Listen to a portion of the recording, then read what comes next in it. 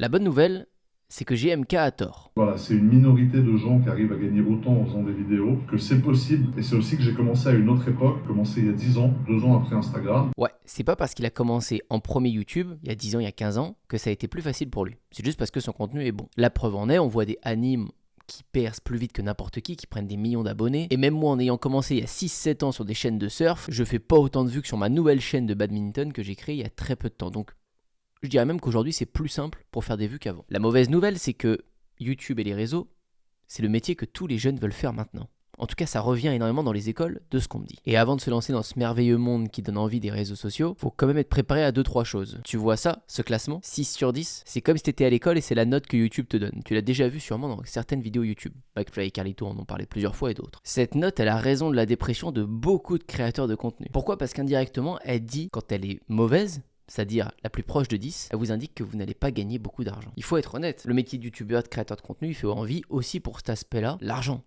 On peut en gagner beaucoup. Et c'est grandement relié à ces départs de vues de vos vidéos qui sont notées en tout cas sur YouTube sur 10. Admettons ma vidéo est première sur 10. Je vais faire 300 000 vues sur YouTube, exemple, je touche donc 3 000 euros que YouTube me paye, me donne comme ça. C'est gratuit, c'est offert, t'as fait 300 000 vues, prends 3 000 euros. C'est le RPM, le revenu pour 1000 vues qui existe, qui est des fois de 2, 3, 4, 5, 6 euros, juste pour les vues YouTube.